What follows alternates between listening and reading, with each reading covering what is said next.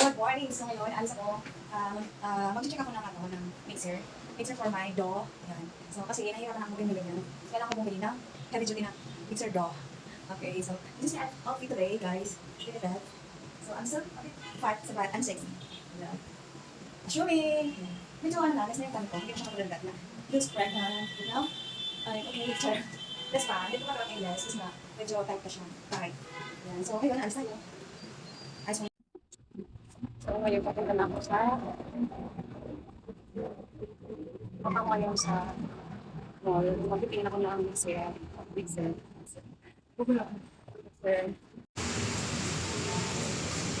Walking everywhere.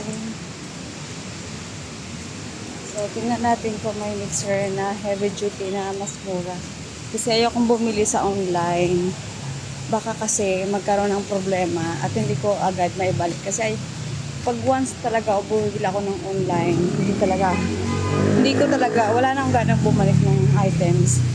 Kasi tamad ako at matagal. So, mas gusto ko physical, actual ko nakikita yung items. Ganon. So, maulan. Hi! So, namili pala ako, kararating ko lang galing sa shopping mall. So, may nabili pala ako, guys. Here's nabili. So, this is my machine mixer. So, thank God, dito si Jowa nagbigay na nag-sponsor ng aking baking mixer. Okay? So, and then, bumili din ako nito para sa banana cake. And, also this one, I'm going to install our frame from Netherlands. And then I bought this because I want to put like this. So now it's beautiful. But and then I bought the spatula and I bought the ice cream scoop. And then, ayan, sabitan para ilagay ko yung And then, lalagyan ko yung aming butas na pinto. Char. And then, itlog para makuha ko lang yung white egg. And then, next is, bumili pala ako ng flour. Flour para sa aking cookie. And then, bumili pala ako ng another flour. Flour. I have so many flour. Skim milk. And then, chocolate. And then, bumili pala ako ng malaking, lagay ng dough. Pizza! This is for pizza.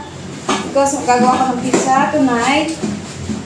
That's our dinner tonight, pizza. And, kasi nga, nagagalit si Jowa pag ginamit ko lang ng konti yung oven. Sabi niya, dapat maramihan para iwas sa kuryente. I cannot open. So, this is the big for dough. Babad ko yung dough dito. And this for banana cake. And this is for the big, tray for the oven. So, thank God, I bought this. This is my dream come true again. And also, the machine. Alam niyo ba, guys, dream ko na talaga yan since pandemic. Kasi nung pandemic, doon ako natulong mag-baking. Kaya lang, that time, sobrang mataas ang kalidad. Kalidad ng presyo ng mga machine. So, this time, nakakuha ako ng affordable price ng machine. Hindi ko nga lang gusto yung branded niya. Kasi nga, I don't trust the brand. But, I always looking for high quality. Yun. So, sana, tumagal siya sa akin dahil I can make every twice a week. Yun guys, thank you so much. So, Kaya binili ko yung pizza ganito may butas. Why? Kasi para madali siyang maluto yung sa ilalim, hindi siya mag-sweat. So, pati ilalim magiging toasted. So, gusto ko kasi thin crust. So, this is very good for my pizza, guys. Alright, so I'm done. Not yet. I'm not yet done to rebuild my... Wait lang. Of course, I need to show you guys this one. What do you call this? The machine. So I need to keep this because very expensive the machine. So I need the receipt. Alright, so here's my machine, guys. I'll show you how it looks like. So, ang problema ko nito, I always keep, kailangan ko nang tanggalin talaga yung mga doon, mga, guys, kailangan ko na talagang tanggalin yung mga gamit dito sa kusina. Kasi medyo makalat tingnan. Grabe na kasi kami machine na nabili. So, the rest, maybe I need to put somewhere that needed to, that one is empty. So, I think I need to insert there to the cabinet.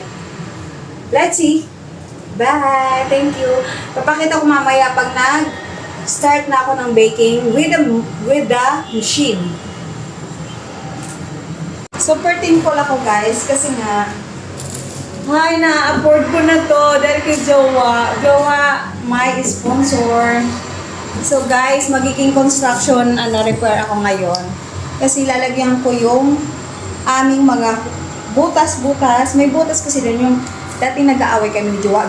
Binabalibag niya talaga yung pinto. So, siyempre tumatagal, nagka-crack yung pinto, di ba?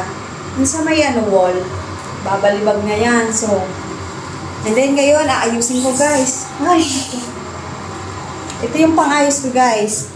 Acrylic gap sealant. Yan. Painter body. So, lalagyan ko siya, guys. Ngayon na, para mawala yung mga butas-butas.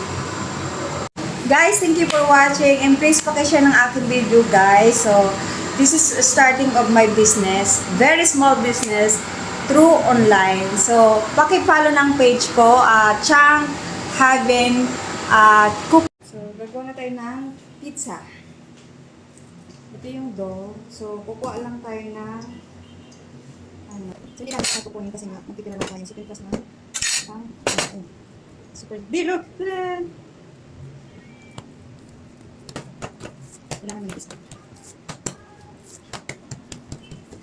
That's a pity. Yeah. No more August 9 because there are lots of new movies coming out. Keep me, China, Yeah. keep me posted, will you? Sure.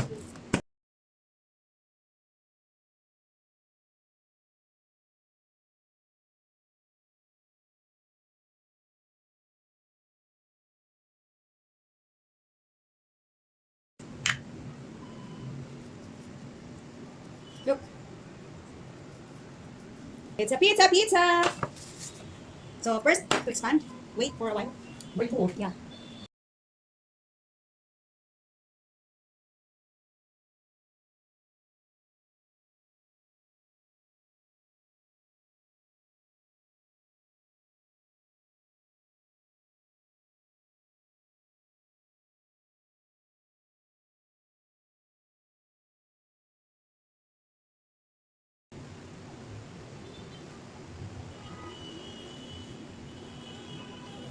Lagyan natin 20 to 25 to 30 25 to 30 minutes. Take a video.